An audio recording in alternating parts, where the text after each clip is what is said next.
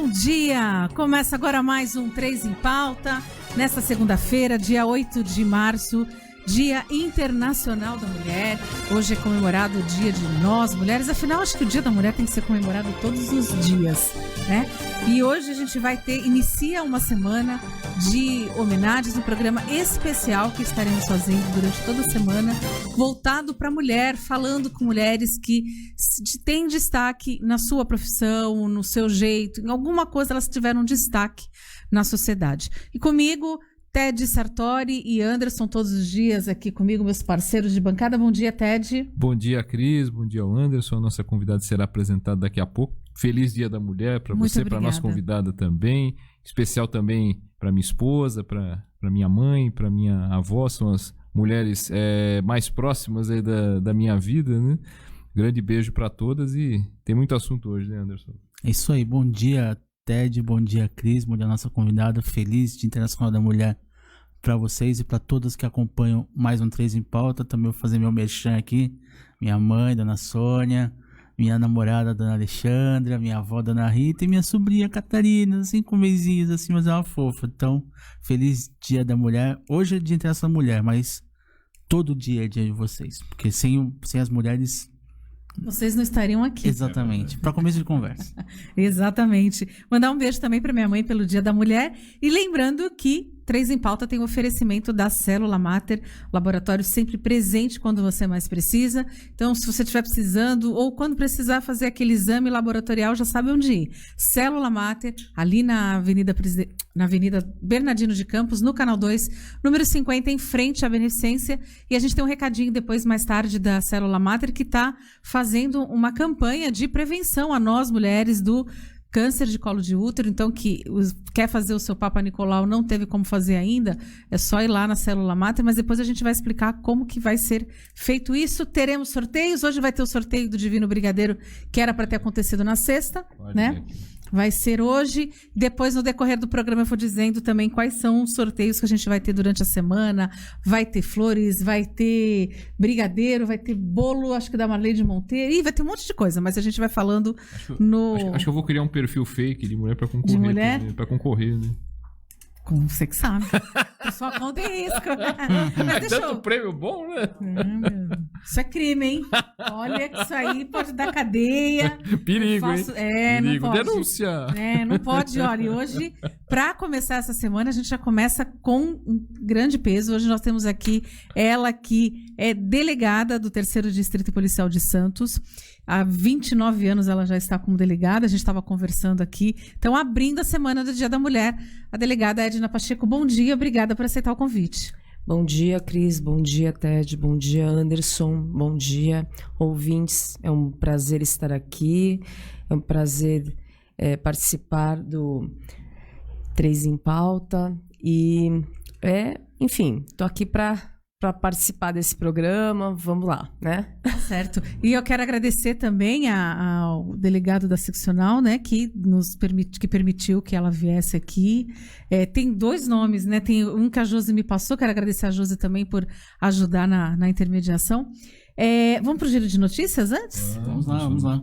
Para o giro de notícias, começando, Cris, pelo seguinte, que as cidades da Baixada Santista hoje estamos na fase vermelha, né, em relação à Covid, e seguem aí com o ensino híbrido na fase vermelha. E as escolas da rede municipal, né, no caso de ensino das cidades da Baixada Santista, devem seguir a recomendação do governo do estado de São Paulo e manter o ensino híbrido durante o período da fase vermelha. Algumas cidades optaram por manter o ensino remoto, em que as aulas acontecem de forma virtual. Há escolas particulares, embora a notícia se refira às escolas municipais, há escolas particulares que estão optando também pelo ensino totalmente remoto, né? Quem prefere o ensino remoto. E os municípios de Itanhaém, Bertioga, Cubatão e São Vicente vão manter as aulas de forma remota. O conteúdo será passado aos alunos em aulas online. Já em Santos, Praia Grande, Guarujá e Peruíbe, as aulas ainda devem acontecer no sistema híbrido, conforme eu falava de Santos, acrescentando Praia Grande, Guarujá e Peruíbe no mesmo sistema, que mistura aulas presenciais com aulas remotas online. O município de Mongaguá ainda está estudando as novas medidas e não divulgou como aconteceram as aulas durante a fase vermelha do Plano São Paulo. Anderson Firmino. Enquanto isso, um grupo de governadores aí está articulando tomar medidas conjuntas restritivas a fim de reduzir o avanço da Covid-19, né? eles concordaram em divulgar as ações até o dia 14 de março, pelo menos. Até porque o país atravessa o pior momento da pandemia, com recordes diários de mortes. Então, uma iniciativa conjunta de um grupo de governadores, né, até para poder, enfim, fazer frente ao governo federal, né, eles tomando as atitudes, seja em termos de vacina, seja em termos de medidas restritivas. Então, o grupo de governadores aí se alinhando para poder tomar uma série de medidas aí com relação ao combate à Covid-19. E uma outra notícia, Cris, que é aquela notícia chamada de serviço, né, de utilidade pública, que a partir dessa segunda-feira, a Avenida Washington Luiz, né, o Canal 3, sentido Praia Centro, ficará interditado ao trânsito de veículos no trecho entre as ruas Barão de Paranapiacaba e Guedes Coelho. A proibição de circulação valerá até o próximo dia 20, para a sequência das obras, e o motivo disso é para a sequência das obras de drenagem que fazem parte da segunda fase do veículo leve sobre trilhos, o VLT. Em pontos estratégicos do viário da cidade, a Companhia de Engenharia de Tráfego colocará painéis e faixas com mensagens para alertar os motoristas sobre o bloqueio. O esquema preparado para minimizar os impactos no trânsito inclui o posicionamento de agentes para direcionar os condutores por rotas alternativas sinalizadas. É bom lembrar quem mora por ali, dentre as quais eu me incluo nisso, as ruas ali próximas, né, Cunha Moreira, principalmente a Cunha Moreira, ela tá sofrendo uma grande obra, ela tá totalmente interditada, né, então, e outras ruas também, em outros locais, mas ali, especificamente ali perto, é uma rua que está sendo bastante... E a Rodrigues Alves também, corrigindo, a Rodrigues Alves é paralela entre a continuação ali, tem aquele pedacinho da Conselheiro Nébias, mas ele tá livre, você pode fazer o retorno e ir por uma rua paralela, mas aquele pedaço da Rodrigues Alves até o Canal 3 está interditado também, né, já há mais tempo, e agora esse trechinho do Canal 3. Ainda com a prestação de serviços, né, lembrando que a imunização contra a Covid-19 continua nessa segunda-feira, né, as vacinas são direcionadas para os idosos com 77 anos ou mais, que ainda não tomaram a primeira dose, e para os idosos com 90 anos ou mais que podem tomar a segunda dose, né? Para ser vacinado é preciso levar documento com foto, CPF e um comprovante de residência em Santos. No último fim de semana foram aplicados pouco mais de 750 doses do imunizante. E a gente fecha aqui esse giro de notícias com uma notícia triste para o mundo do samba, do pagode, que faleceu aos 68 anos, o Dom Benê, né, que foi um dos nomes aí importantes do gênero musical dos anos 90, pelo menos no início dos anos 90, e ele é autor de músicas conhecidas aí do samba e do pagode daquela época, né, sucessos, né, não só regionais como nacionais. Uma delas é Mina Moleque, né, ao lado que ele compôs ao lado do Lucas Periquito, que era interpretada pelo grupo Tempero, né, que fez sucesso no Brasil inteiro. E além de ser um dos fundadores também, o Dom Benê, do grupo Família. E as apresentações dele, nossa, notavam, clubes do Portuários, por exemplo, era um local frequente de apresentações do Dom Benê e Banda Axé, né? Primeiro Dom Benê, depois Dom Benê e Banda Axé. As informações preliminares, na ocasião que aconteceu a morte, né, davam conta que ele tinha saído de Santos, né, havia alguns dias, para morar com a irmã. E ele teria passado mal à noite, foi ao pronto-socorro e voltado para casa, onde tornou a se sentir mal, melhor dizendo, e foi levado para o hospital. E, infelizmente, veio a falecer. Vale lembrar que o Dom Benê também sofria com problemas como diabetes e pressão alta. E tem um áudio, né, Anderson, de um grande amigo nosso, grande figura marcante no mundo do rádio e que conhece bem os grandes sucessos. Afinal, ele anunciou muitos no Pagode das 5, lá na Rádio Cultura, que é o Zé Torquato, que também é apresentador do Zé News lá na Santos FM. E o Zé vai poder falar um pouco a respeito do Dom Benê, e inclusive falar de um outro falecimento também que aconteceu ligado ao mundo do samba. Vai lá, Zé. Bom dia a você, Anderson, a você, Ted, e a você também, Cris. Parabéns por esse trabalho incrível que vocês estão fazendo aí no 3 em Pauta, na Rádio Ômega. Tenho acompanhado bastante, sei da competência e seriedade de vocês. Com certeza é um trabalho muito consistente que está se consolidando mais a cada dia. Bom, a minha estreia aqui no programa, infelizmente, é por um motivo muito triste, né, que nós tivemos nesse final de semana 2 grandes perdas aí no mundo do samba. Primeiramente, o Dom Benê, que eu conheci nos tempos da cultura, nos anos 90, lá no Pagode das 5, em que ele emplacou alguns hits, né? Por exemplo, Não É Por Acaso, lá com a Banda Axé, E o Dom Benê era sempre muito presente, né? Com aquela efervescência dos grandes grupos dos anos 90 aqui da Baixada. E o Dom Benê marcou época naquele programa também, no Pagode das 5, na antiga Rádio Cultura, que deixou muita saudade, que eu tive o prazer de comandar por vários anos. E, amigos, o que é importante trazer, que naquela época nós tínhamos grandes expoentes do samba aqui na Baixada Santista. O Grupo Tempero, o Grupo Feitiço, o Grupo Improviso, tínhamos também o Dom Benê, o Serginho Bandescência, do Serginho Zibauê, entre outros grupos importantes, não é, que faziam mais da metade daquela hora de programa, era de sucessos de grupos locais. Isso é muito importante lembrar, não é? Grupo Família, nossa, grande Grupo Família.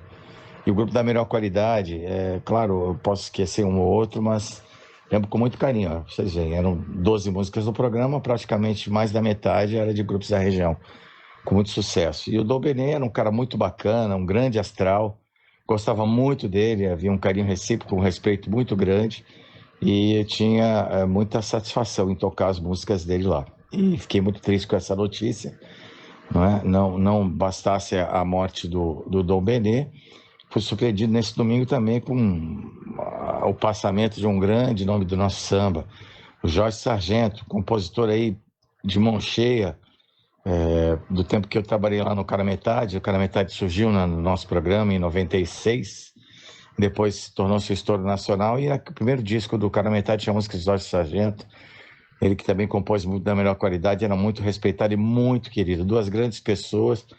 O samba da Baixada Santista está de luto, e eu queria aqui deixar minha homenagem ao Dom Benê e também ao meu grande amigo Jorge Sargento, ok?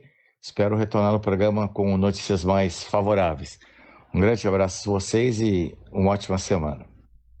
Grande abraço ao Zé, obrigado pelo depoimento. Realmente nota-se pela voz do Zé quanto ele ficou consternado com essa notícia, justamente pelo que ele contou no áudio dessa ligação dele em relação aos programas que ele apresentava, e tanto sucesso, como ele bem lembrou, às vezes 12 músicas num programa, metade ou mais era de grupos regionais, né, do samba. Exatamente. E do pagode. Cris, você queria passar um recadinho? Era muito boa essa época, eu curti muito os pagodes daqui, Tempero, Família, Opa. Cara Metade, Feitiço, enfim. E por falar em Cara Metade, hoje o Márcio e o Vavá vão estar aqui, é um programa hoje à noite, o Tudo 13, e eles estarão presentes aqui a partir das 8h30 da noite.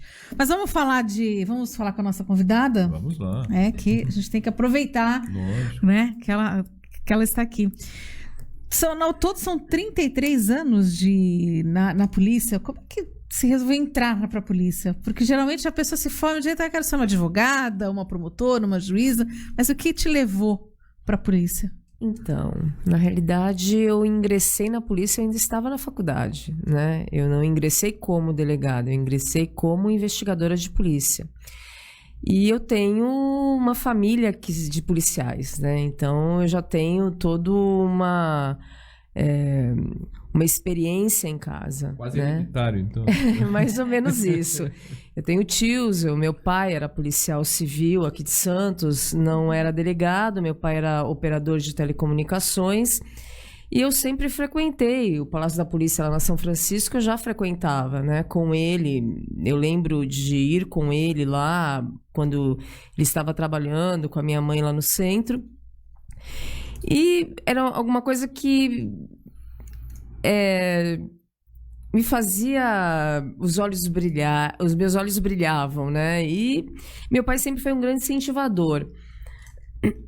Como eu descambei para o lado do direito, né? Como eu decidi fazer direito quando eu me formei no colégio, não era a minha primeira opção, essa é a verdade. Eu queria fazer engenharia naval, que não tem nada a ver com direito, mas eu fiz um acordo com meu pai. Então, como eu não passei na FUVEST no primeiro momento e fui muito bem colocada aqui em Santos, ele entrou num acordo. Olha, você começa a fazer a faculdade, né? Você vê se você gosta, porque eu sempre gostei da área de humanas também. E se você não se encontrar na faculdade, nós trancamos e você começa a fazer cursinho, ou você faz concomitante. Eu falei assim, então tudo bem, porque até então eu não tinha feito cursinho, nunca fui no cursinho efetivamente, só fui uns 3 meses para você fazer preparatório. Só que eu me encantei, né? Eu ingressei na faculdade, me encantei com as matérias, e aí foi o start para que eu continuasse. No 3º ano, eu prestei 3 concursos na Polícia Civil e passei nos 3. Não era delegada, porque delegado exige, né, o curso de Direito, a graduação de Direito, mas aí eu já ingressei. E aí foi uma consequência, né? Quando eu estava em Cubatão, na Delegacia da Mulher de Cubatão, eu era chefe do setor de investigações lá, eu trabalhava com a doutora Roberta Sâmia. Eu já prestava o concurso porque eu já era formada. E aí eu prestei 2 concursos para delegado. No segundo eu ingressei, passei em todas as provas e eu ingressei. Eu tinha outros planos? Tinha. Eu gostaria de ter prestado outros concursos? Tinha até planos de prestar para a magistratura. Mas a polícia, quem ingressa na polícia, a polícia ela é cativante. Você não tem rotina, você não tem um plano específico para cada dia. Então, cada dia é uma situação nova que você tem que estudar, que você tem que verificar, que você tem que investigar. Cada investigação é diferente uma da outra. E isso fez com que eu permanecesse tanto tempo, né? Eu trabalhei em vários casos na Delegacia da Mulher de Praia Grande, onde eu fiquei um período grande da minha carreira, né? Atualmente eu sou titular do 3º Distrito, então é uma outra visão da polícia. Eu fui alguns anos assistente de delegacia territorial e fui também plantonista. No início da minha carreira aqui em Santos, eu fui plantonista. Então, eu vivi várias situações dentro da polícia que me trouxeram visões diferentes de vários eixos, né, da polícia. Isso é muito interessante. Então, eu estou agora em final de carreira e eu posso dizer que eu estou bem realizada naquilo que eu plantei, naquilo que eu fiz dentro da polícia. Doutora Edna, a senhora, no período que a senhora trabalhou com Delegacia da Mulher, foi aqui em Santos também? Eu trabalhei 1 ano aqui em Santos como titular e 15 anos em Praia Grande. Ah, perfeito. Aliás, um abraço para a doutora Lívia Bonella, que é titular lá da DDM de Praia Grande. Eu queria que a senhora me comentasse o seguinte, até falando da sua época na Delegacia da Mulher e hoje no contato com as suas companheiras de trabalho na Delegacia da Mulher. A rotina da Delegacia da Mulher mudou muito em relação, principalmente, não necessariamente às ocorrências, mas em relação ao tratamento da delegada? Isso mudou muito, a senhora percebe? Assim? Olha, o trabalho da Delegacia da Mulher é um trabalho extenuante.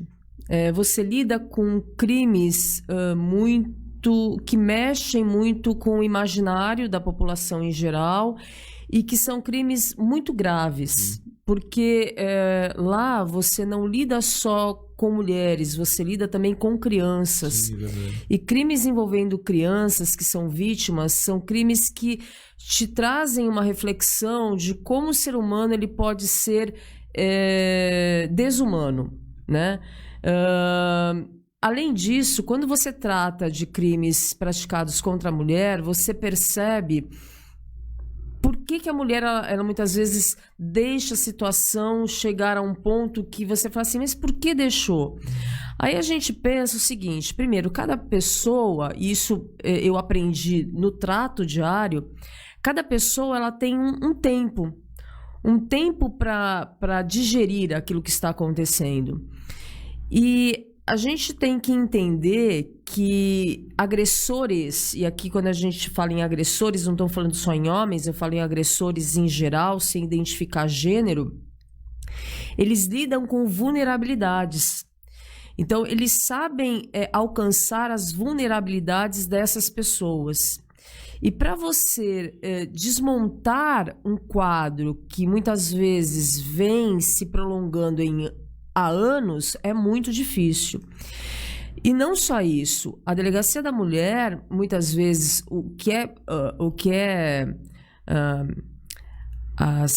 as providências que são tomadas lá, elas por si só não resolvem uma situação, né?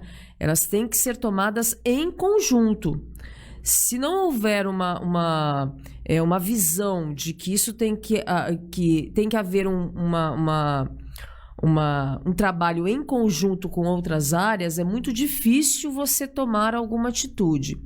Então, o trabalho das minhas colegas é um trabalho muito árduo. É um trabalho que as pessoas elas não têm noção de como elas deixam sangue ali. De como muitas vezes você coloca a mão na cabeça e fala assim, como eu vou resolver esses casos diariamente? Porque um caso que você deixa hoje, amanhã ele vai estar lá para você resolver. Sim. E outros vão surgir, né? E outros vão surgir e você não pode deixar com que isso se avolume. Então elas são guerreiras, elas são bem guerreiras. E doutora, acho que até nos últimos anos, né, veio um advento aí que é a questão da medida protetiva, né? A protetiva que a mulher interpõe, né, para que o marido não tenha 100 metros na distância, enfim. Mas muitas vezes essa medida protetiva acaba não sendo respeitada pela pessoa, pela outra parte, né? E acabam acontecendo os crimes ainda assim. Aí, o que seria a solução para isso? Assim, para poder garantir o cumprimento dessa medida protetiva? Seria uma fiscalização? O que só entende que seria viável fazer nesse sentido? Então, isso é vinculado a uma série de outras situações, né? Porque, assim, a medida protetiva ela é requerida na delegacia. Uhum. E quem concede ou não é o Poder Judiciário. Então, a gente tem que desvincular a ação de cada instituição, Não, né? Lógico que a fiscalização é um problema existente em vários eixos. A medida protetiva, ela deveria ser uma situação... E com o nascimento da medida protetiva, nós tivemos outras medidas que nasceram também, com a possibilidade da conversão da prisão preventiva, do não cumprimento, mas também isso está vinculado a uma análise do Poder Judiciário com a manifestação do Ministério Público. Só que essa situação ela tem que ser levada ao conhecimento da autoridade policial que esteja à frente da investigação. É uma situação bem complexa, né? É uma situação que mexe com várias peças, que mexe com com a situação não só da mulher em si, mas com todos aqueles que dependem dessa mulher, a sua prole principalmente. A fiscalização, ela é necessária? Ela é necessária, mas a quem cabe essa fiscalização, né? Doutora, a senhora falou que antes de ser delegada, a senhora ficou como investigadora de polícia. Como é que foi essa experiência? A senhora, a partir do momento, tudo bem que a senhora é filha de um policial, mas encontrou algum tipo de pré-conceito em relação é mulher, investigadora mulher, não vai para esses lados, não vai e não quer saber? Talvez até uma época que houvesse certamente menos investigadoras, não sei na época que a senhora foi. Eu ingressei na polícia em 1988, né? Eu ingressei na polícia com 20 anos. Então, eu era estudante de Direito, eu era nova, né? Eu vim para uma cidade onde meu pai trabalhava, então eu conhecia as pessoas que trabalhavam aqui.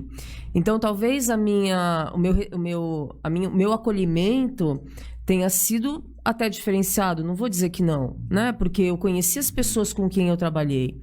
No começo, eu não trabalhei em delegacia da mulher. E a gente tem que verificar que, assim, nós tivemos um divisor de águas na Polícia Civil, né? Antes da inauguração das delegacias das mulheres no estado de São Paulo, que é um estado inovador em relação a isso, nasce as delegacias das mulheres no estado de São Paulo e daí ela é disseminada para outros estados e para o mundo até... Então, isso a gente tem que deixar claro que não tem como voltar atrás. A Polícia Civil tinha o ingresso de mulheres? Tinha, mas era um número bem exíguo. Depois desse advento, o número aumentou. Então, atualmente, nós temos um ingresso passo a passo, para e passo, né? Não vou dizer equânime, tem concursos que nós temos ingressos mais de mulheres do que de homens, então, graças a Deus, né? Vamos dizer assim, mas quando eu ingressei e não fui para a Delegacia da Mulher, eu fui para uma unidade comum e não fiquei em rondas, eu fiquei no serviço interno. Quando eu fui para a Delegacia da Mulher, que eu comecei a atender no plantão, a participar de rondas. E quando eu fui para Cubatão, eu digo que a minha bolha rosa ela estourou, né? Porque como eu era chefe da investigação e lá não havia muitas investigadoras e havia só 2 equipes, então era formado por eu e outra em policial, e tinha mais uma investigadora e outra policial, que na realidade eram 2 carcereiras que estavam conosco lá. Então nós saíamos para todos os lugares em Cubatão, né? Então em Cubatão eu conheci a Vila Parise, eu conheci Maracangalha, eu conheci as cotas, eu tive que subir nas cotas. Vila dos Pescadores, nós tivemos que ingressar ainda nas palafitas.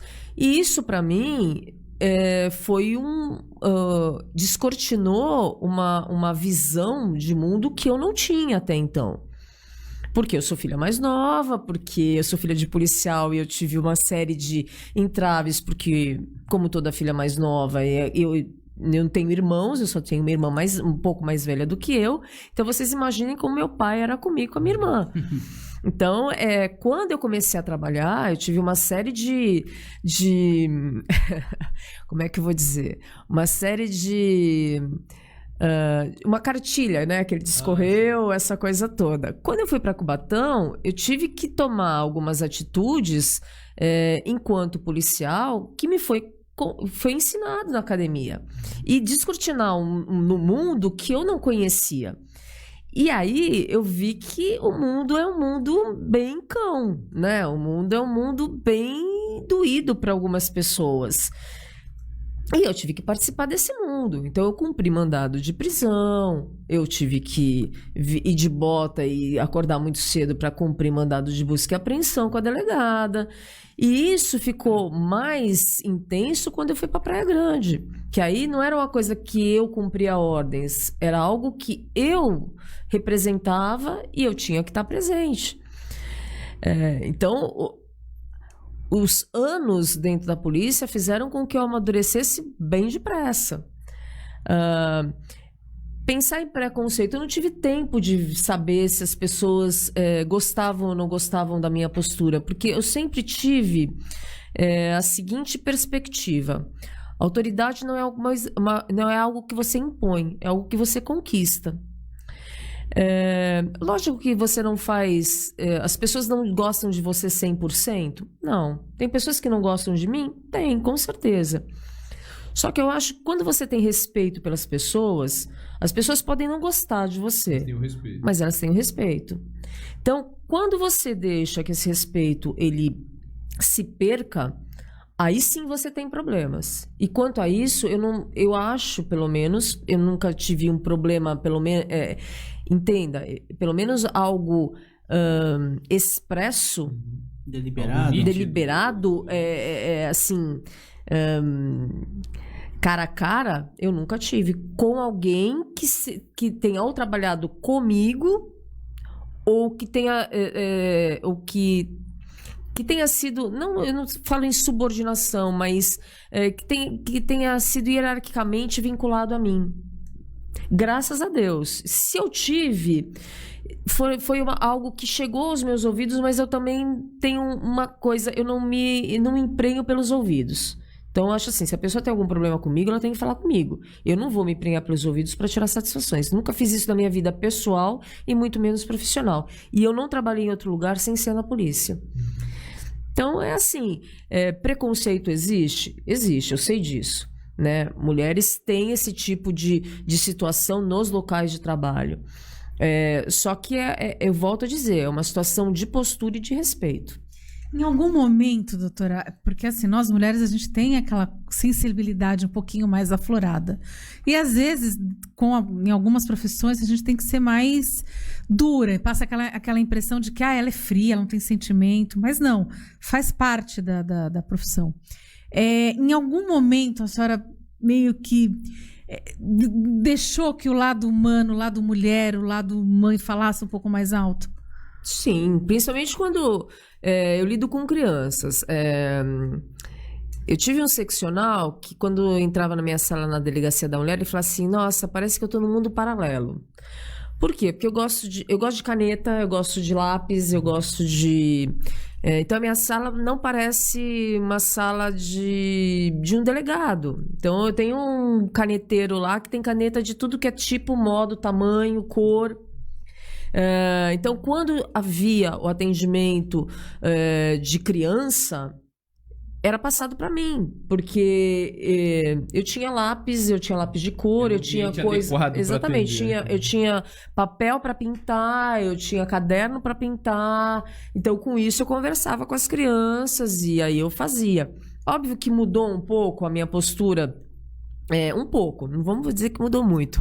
Mudou um pouco a minha postura, porque eu atendo atualmente outro tipo de público. Mas eu acho que tudo vai de você saber se adaptar às situações, né? Quando eu atendo criança, eu acho que você tem que mudar a tua postura no atendimento, porque senão você não consegue. Essa é a verdade. E não é porque você é mulher ou porque é homem, ou independente do gênero. No atendimento à criança, você tem que mudar a sua postura corporal, a sua forma de falar, quando é uma criança mais nova ou quando é um adolescente.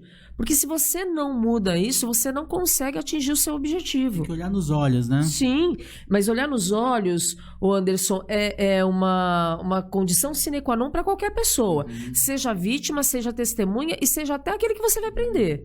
Porque o respeito, eu volto a dizer, o respeito ele é bom em qualquer situação. Não é porque uma pessoa está sendo preso em flagrante que eu vou desrespeitá-lo. Claro. Independente do crime que cometeu. E eu posso falar isso de gênero e grau. O fato de ter cometido um crime atroz, um homicídio, por exemplo, ali ele está com uma pessoa que vai ser indiciada e eu tenho que falar os direitos dele. Por mais que eu acho que é um absurdo, eu não estou ali para julgar, eu estou ali para fazer o meu trabalho. Perfeito. Então, deixa eu dar um recadinho aqui. Sim. Depois tem aquele recadinho também. Tem o recadinho lá da... A gente já vai passar, deixa eu... Aliás, vocês que estão acompanhando, olha, tem que clicar no meio para poder participar. Eu estou vendo muita participação masculina aqui e pouca participação feminina. E são as participações femininas, não é que vão ser só elas que vão ser sorteadas. Claro, mas todos os nossos brindes que a gente dará durante a semana vão ser voltados para as mulheres. Então, mulheres, participa com a gente, mas clica no meiozinho do vídeo, que aí abre o comentário, deixa um oi, um bom dia, que aí você já vai estar concorrendo. Se ficar só assistindo, a gente não sabe que você acompanhou e aí não tem como concorrer ao sorteio. Então, clica no meio do vídeo, vai aparecer aquele triângulozinho de play, clicou nele ali, abriu para comentários e ali você vai deixar os seus comentários. Vamos lá, tem os recados aqui. William Oliveira, parabéns a todos pelo trabalho. Fernando Passos, bom dia a todos. Odete Carvalho, bom dia e parabéns pelo programa. Raíssa Silva, doutora Edna é uma pessoa incrível e que diariamente exerce brilhantemente a sua função de delegada na polícia. Obrigada, Raíssa. Obrigada mesmo. Obrigada pela lembrança. Você é uma fofa. Realmente, eu tento, né? Não é sempre que a gente consegue, mas eu tento fazer isso.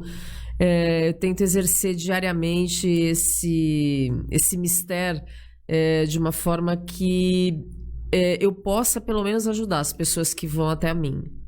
O Fernando Passos, ele tem uma pergunta. Como é ser policial e ao mesmo tempo esposa e mãe? Como sair do mundo pesado sem levar para dentro de casa? Então, Fernando, eu sou casada há 20 anos e a minha relação com meu marido, nós estamos juntos há 30 anos. Ele é da área também? Não. Meu marido não é policial civil, meu marido é metalúrgico. Nós nos conhecemos há 30 anos, né? Nós temos uma relação, né, de companheirismo há 30 anos. E eu conheci em Cubatão. Quando eu estava lá na delegacia de Cubatão, ele não foi preso por disso. Não. A casa da mãe dele ficava 3 casas depois da delegacia, né? Eu conheci por conta de estar em Cubatão, porque eu nunca tinha ido antes em Cubatão. Meu filho é um adolescente atualmente, o Atos tem 15 anos. E assim, é difícil, não é fácil, né? O meu marido diz que de vez em quando eu chego bem empilhada em casa, mas eu tento, né? Eu tento separar, eu tento fazer com que as situações da delegacia não influam na minha relação dentro de casa. Consigo isso 100% das vezes? Óbvio que não. Dependendo da situação, eu não consigo. Estou sempre numa fase de adaptação, numa fase de conhecimento próprio ou de autoconhecimento, para que isso não seja algo que afete os meus meninos, né? Óbvio, isso também acontece.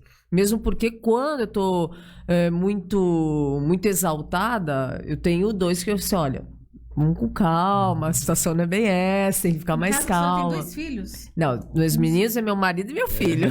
Não, mas tudo homem, não tem tudo homem, filha, até o cachorro é homem lá em casa. Só tem eu de menina. De ser mais rígida, porque geralmente a mãe é mais maleável. Não, com o filho em casa. Sou eu. Sou eu que sou mais rígida. Então, eu tento não trazer a carga da delegacia para casa. Isso é sempre possível? Não é, mas é um trabalho diário isso também acontecer. Doutora, a propósito do seu filho, Atos, o nome dele? Atos. Que 15 anos ele tem. Isso. Já é um período que o adolescente já começa a pensar, de certa forma, o que vai fazer de curso de faculdade, o que vai se querer profissionalmente, de certa forma. O seu filho se interessa pela sua área, ele interessa pela área do seu marido, do pai dele, como é que funciona? O Atos ainda não despertou nele ele ainda não sabe muito bem o que ele vai fazer, mas ele já falou em fazer direito, prestar concurso para delegado federal, já. Depende mais para o seu lado, então. Porque meu marido é metalúrgico, então engenharia e talvez não dê muito certo em relação à engenharia ou em relação a matérias... Exatas.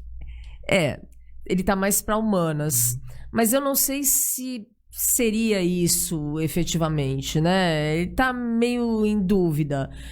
Nós já conversamos a respeito disso, então se eu for pesar, ele tá mais para humanas do que para exatas, mas sem uma definição específica. Tem pressão também para ir para esse ou para aquele lado, né?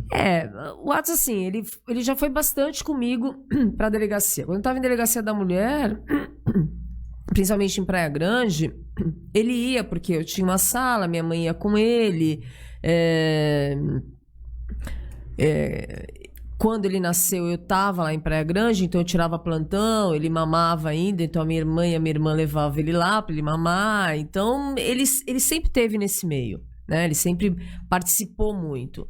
Agora que é adolescente, né? Adolescente é um problema sério em algumas situações, ele está mais afastado, mas ele sempre esteve muito presente em relação a isso. Bom, vamos lá então, continue, tá vindo mais recadinhos. A Ana Paula Viveiros também está assistindo. A Sônia Maria Santos, parabéns ao programa 3 em Pauta e para todas as mulheres pelo dia de hoje. Parabéns, Sônia, para você também. E falando em mulher, a gente vai dar um recadinho lá da Célula Mater. Vamos ao recado. No mês da mulher, o Célula Mater criou uma campanha pensando em nós mulheres e em quem mais precisa. Leve 2 quilos de leite em pó e garanta o seu exame preventivo de citologia oncológica, o Papa Nicolau. Todas as doações arrecadadas serão entregues para entidades assistenciais. Participe dessa corrente com a gente. Os exames serão feitos todos os sábados e domingos durante o mês de março, das 8 da manhã às 6 da tarde, mas somente na unidade Miramar. Já as doações e troca dos vouchers poderão ser feitas todos os dias na unidade Miramar. Faça o seu agendamento através do telefone 3225-2586 ou 4042-3662. Laboratório Célula Mater, presente quando você mais precisa. Tá aí, recadinho lá da Célula Mater. Então, você que precisa fazer, a gente tem que fazer, não adianta esperar só aquele mês, principalmente no caso do câncer de mama, de fazer a prevenção da mamografia somente no mês de outubro, não. O ano inteiro é mês de prevenção, é a vez da gente fazer os nossos exames. Então, passa lá, liga lá na Célula Mater, faz o seu agendamento, troca, são 2 quilos de leite em pó e você faz o seu exame preventivo e já garante esse ano de 2021 com seus exames em dia.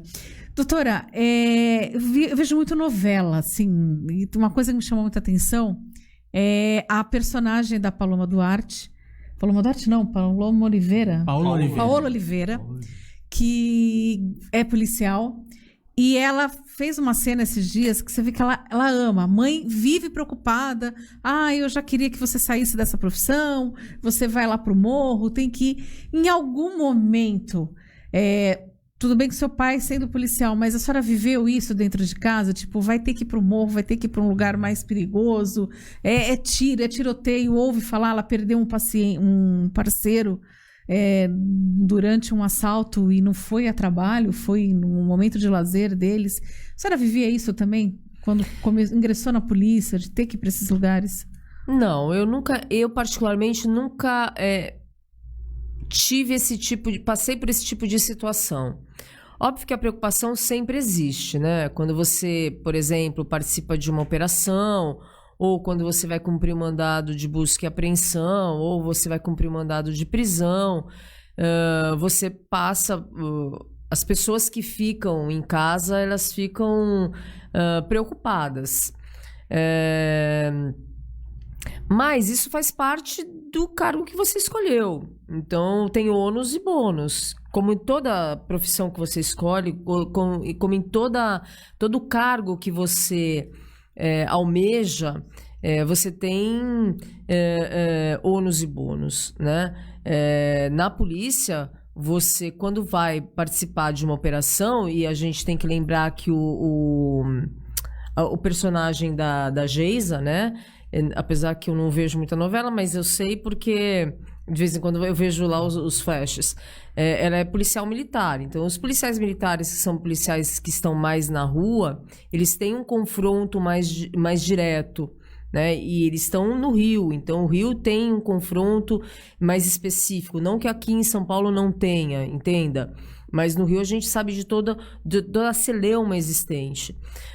O que eu vejo, assim, policiais são pessoas apaixonadas por aquilo que fazem, né? Independente do gênero que tenham, eles são apaixonados por aquilo que fazem, né?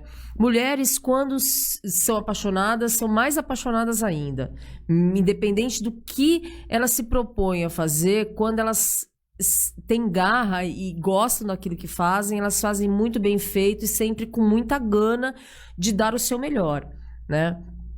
Nós temos algumas mulheres aqui em Santos, por exemplo, que estão em delegacias especializadas e que têm um trabalho excelente de campo, e que têm a mesma postura de homens, e não é fazendo uma comparação, mas a sociedade faz essa comparação, infelizmente, e elas têm uma agilidade muito grande, elas têm um tirocínio muito grande, e a gente não pode fazer essa comparação em termos de exercício do trabalho, né? Então, eu vejo por essa situação. Então, policiais são pessoas apaixonadas por aquilo que fazem, né?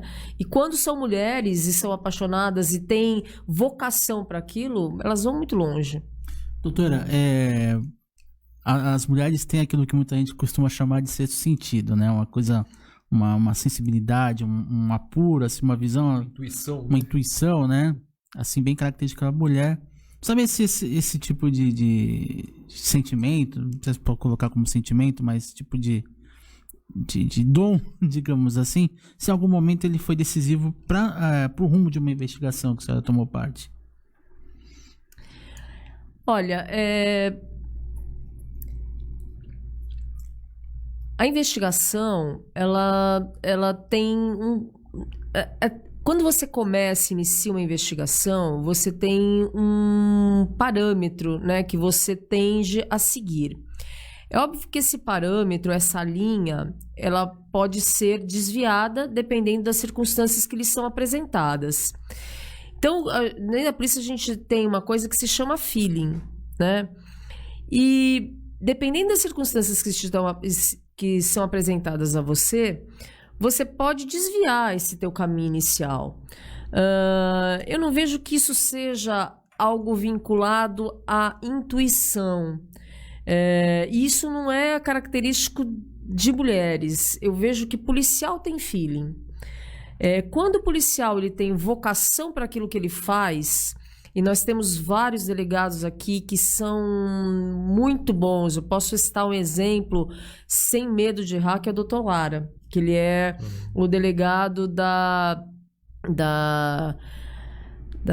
primeira delegacia da DEIC, né? Isso.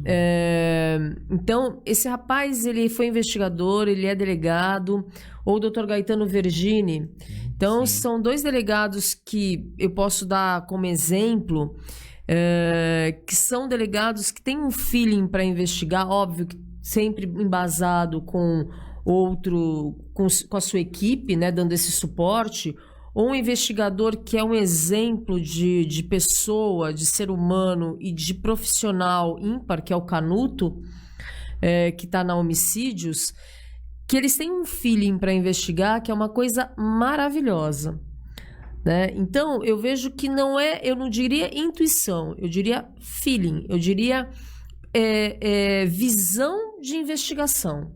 E tantos outros que eu citei 3 aqui, mas tem várias pessoas aqui em Santos que têm uma visão de investigação que é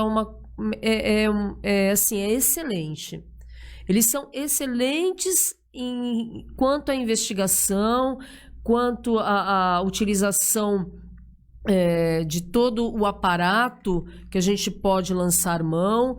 Então, eu ouso discordar. Então, eu não vejo que seja intuição. Eu diria que é feeling. É saber investigar. Até em cima disso, doutora, diante disso, pode-se considerar que todo bom investigador, toda boa investigadora será, na sequência, um bom delegado, uma boa delegada? É uma sequência de... Sim, sim.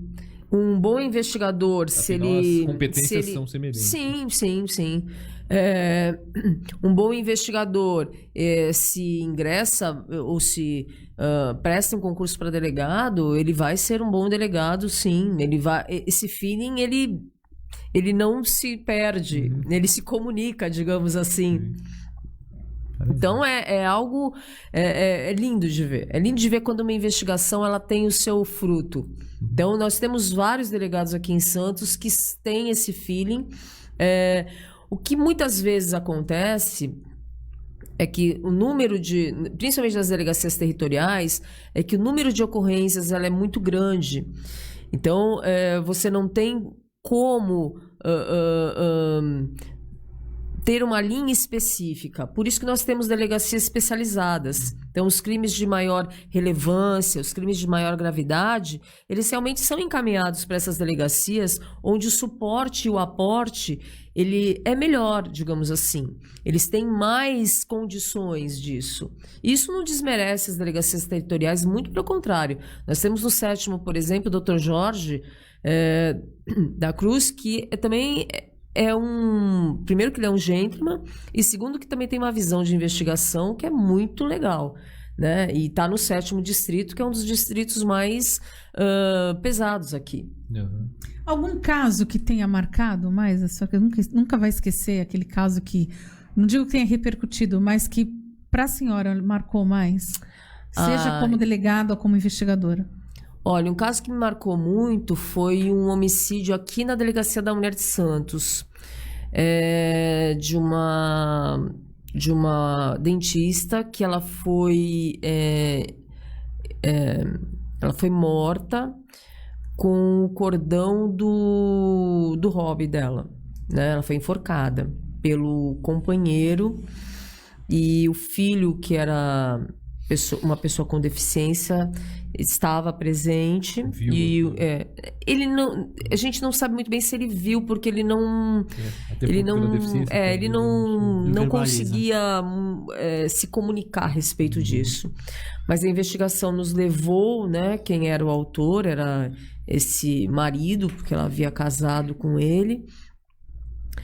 E nós conseguimos, através até dos programas de televisão, né, que nós, com a atualização, nós disseminamos a foto, e nós conseguimos prendê-lo em Minas Gerais. E aí eu e a equipe fomos até Minas Gerais para pegá-lo. E assim, a frieza com que ele conta os requintes de crueldade, com que até a morte dessa moça, é algo que eu nunca vou esquecer. Assim, ele contou de cabo a rabo o que ele fez. Sem demonstrar nenhum sentimento Sem demonstrar nenhum arrependimento.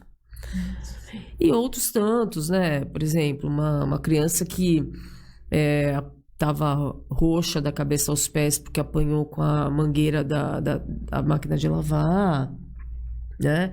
Lá em Praia Grande. Uma senhora que teve o rosto navalhado pelo marido, que era 30 anos mais novo que ela, e a gente querendo tomar todas as providências, ela falando que não queria, porque ele era o amor da vida dela. E a gente... não, pode concluir, pode concluir. Eu pedi, né? Eu representei pela preventiva dele, e ela ficou muito brava comigo. É mesmo. Hoje, vendo os noticiários na parte da manhã, deu que aumentou durante essa pandemia em 11% casos de... os pedidos para não poder... De ataques às mulheres, de violência à mulher, a medida protetiva, então, de que aumentou também. A senhora acha que a mulher ainda reluta muito em denunciar aquele companheiro? Reluta, como eu disse no começo, cada mulher ela é única, né? Cada pessoa é única, não é mulher, cada pessoa é única. E o grande problema é que quem agride, vamos falar em agressão, quem agride é uma pessoa que teria, em tese, a perspectiva de acalentar, né? E que conhece as vulnerabilidades. Né? Seria aquele o que ela escolheu como companheiro ou como companheira para viver uma vida.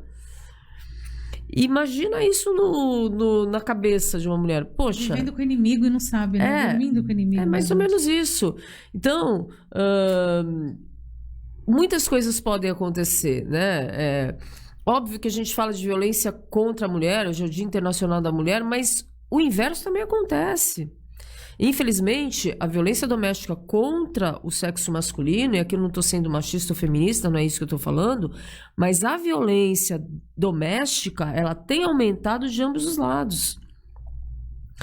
É óbvio que a violência doméstica contra a mulher, ela é mais desumana, porque é uma coisa que está enraizada na sociedade há séculos, né? Eu diria que desde a época das cavernas, quando o cara lá tacava o tacape na cabeça e escolhia o seu bel prazer e levava para sua caverna. Mas, brincadeiras à parte, a gente tem que entender que essa violência ela é ruim para ambas as partes, né? E é um ciclo. E se esse ciclo não for quebrado, isso gera consequências nefastas para um todo, né? Para a família como um todo. E isso vale para a violência do homem em relação à mulher, para a mulher em relação ao homem, para a mulher em relação à mulher, para o homem em relação ao homem, para casais homoafetivos, para casais heteroafetivos e assim por diante, né? A violência como um todo, ela é um ranço na sociedade que ele precisa ser extirpado. E assim, ser extirpado é muito difícil, mas tem que ser atenuado. E cabe a nós, né? Sobre esse assunto, tem uma pergunta do Fernando Passos. É possível detectar se o companheiro tem um instinto agressivo logo no início da relação? Né? É que a gente sempre acha que vai melhorar, né? Assim, a gente tem que compreender, mulher e homem tem que compreender que ninguém muda por ninguém. Você muda por si. Vou dar uma comparação. Um drogadito, ele não vai parar de usar droga se ele não quiser. Você pode internar ele 500 vezes numa clínica, se ele não quiser parar de usar droga, ele não vai usar. Então, se um homem, em relação a uma mulher, ele vai começar a implicar com seus amigos, dizer que as suas amigas são todas daquilo, são do balacobaco para não dizer outra coisa, porque eu tô no ar. Se ele vai colocar que a roupa dela é muito curta, apesar de ter conhecido ela assim, que os lugares onde ela frequenta não são legais, que ela não pode sair depois de determinada hora, que ela tá com muita maquiagem, que ela não pode falar com o fulano porque o fulano é má influência, que a família dela não é boa influência sobre ela. Uma postura opressiva, né? De qualquer forma. E isso começa com pequenos atos, né? Ou de desrespeito. Ai, porque olha, você tá muito, muito gordo, então você tem que fazer um regime. Eu te amo, mas você tá muito gordo, então você tem que fazer um regime. Olha, não, então você tá muito magra, tá igual um varapau, você tem que comer mais. Ou o teu saldo tem que diminuir, ou o teu batom não pode ser vermelho, porque quem usa batom vermelho é quem anda lá em qualquer lugar, mas não comigo. E assim, ele não respeita a sua opção. Né? Então, ó, você está fazendo faculdade, mas essa faculdade não é boa para você. Você não pode mais fazer faculdade de manhã, você tem que fazer à noite, você tem que fazer de manhã. Você não pode mais ir de ônibus ou com carona, porque você vai de carona com teu amigo. Então você tem que, eu vou te buscar, eu vou te pegar. Veja. Então são pequenos atos que podem ser confundidos, né, com ciúmes ou com proteção excessiva, e aí você tem que verificar o que é bom ou não para você. Então, pode ser detectado? Pode. Principalmente porque as pessoas que estão do seu lado, elas veem isso e te falam. E você muitas vezes briga com essas pessoas porque você não acredita que isso está acontecendo. Elas estão vendo demais, né? Exatamente. Ou estão com ciúmes daquilo que você está vivendo. Também.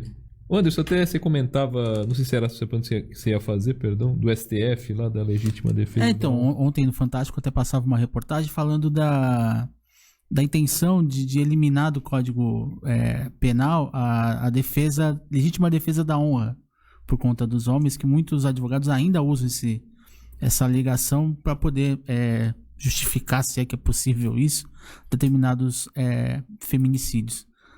Isso é uma coisa que já não tinha sentido quando foi feito, agora menos ainda, né, delegado? Então, na realidade, assim, a legítima defesa da honra não existe no Código Penal, né? O que existe no Código Penal é legítima defesa, que é uma excludente.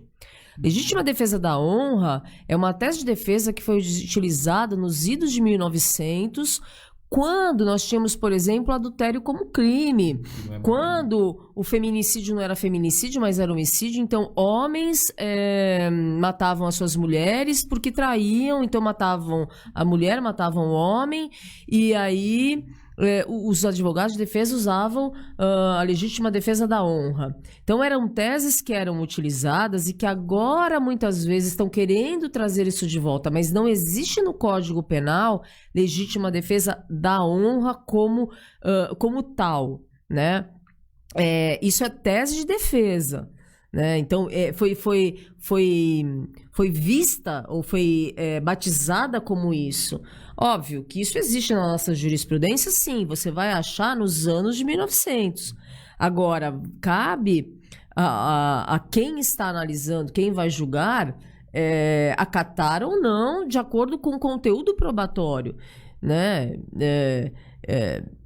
Um homicídio, ele pode ser justificado por causa da honra? Essa é a pergunta que se faz. Perfeitamente. Doutora, nosso tempo está chegando ao final já, o nosso 3 em Pauta de hoje. A minha última pergunta seria, não só com essa pandemia, que eu acredito que tem aumentado mais, está todo mundo muito mais estressado, mas a senhora acha que as pessoas estão ficando mais desumanas? Eu não digo que as pessoas estão mais desumanas, eu digo que o ser humano, apesar da capacidade volitiva, apesar da capacidade de pensar, ele fica pior do que os animais que são irracionais quando eles perdem a razão. E eu não digo que é por conta da pandemia, não, ou por conta de qualquer outra situação externa. Quando o ser humano é ruim, ele é ruim mesmo, infelizmente. Só nasce assim, né? Não, eu não digo que ele nasce, eu digo que muitas vezes nasce, é óbvio, mas muitas vezes as situações... Produto do meio, doutor.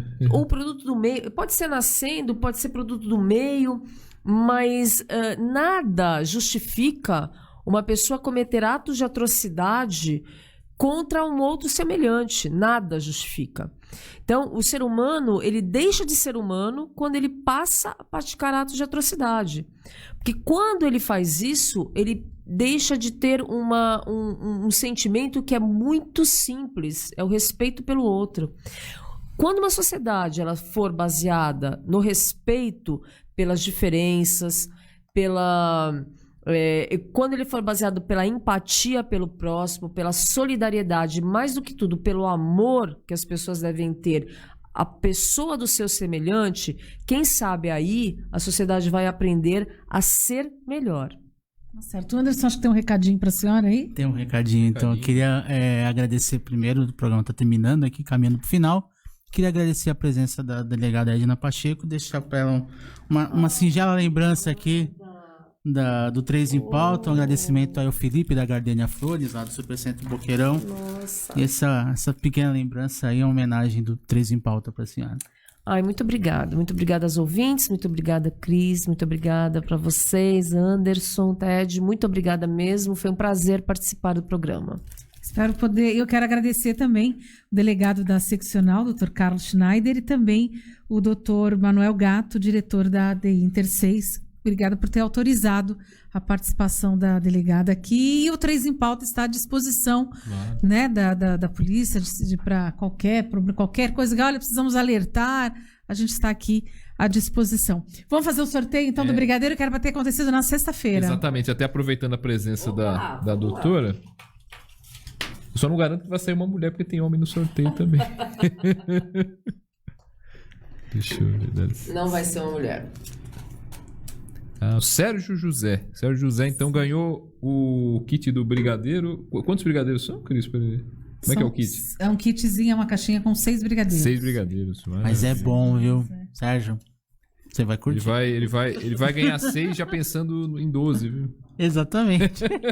já querendo mais. Tá certo. Obrigada a todos. E hoje, olha, vocês continuem ligados aqui na Rádio Ômega. Hoje, às 7 horas da noite, tem Bola do Jogo com o nosso colega Douglas Porto. E também Tudo 13 às 8h30 da noite, um programa novo que estreou na semana passada. E hoje com a presença do Vavá e do Márcio, do Cara Metade. Ted, obrigada. Obrigado, Cris, mais uma vez. Um feliz Dia Internacional da Mulher a todas as mulheres. Repito, a minha esposa Tatiane, a minha avó Iracema e a minha mãe Sônia. Beijo para todas. Muito obrigado, doutora, mais uma vez pela presença. E feliz Dia Internacional da Mulher para você, Cris, também. Muito obrigada. Grande abraço a todos e até amanhã, né? Amanhã tem 3 em Pauta. Amanhã tem 3 em Pauta. Anderson. É isso aí, Cris. Um beijo a você, a delegada. Obrigado pela presença. Parabéns a todas as mulheres por serem a peça fundamental desse mundo que a gente constituiu, que a gente vive hoje. Obrigado, Ted. Obrigado a todos que acompanharam mais o 3 em Pauta.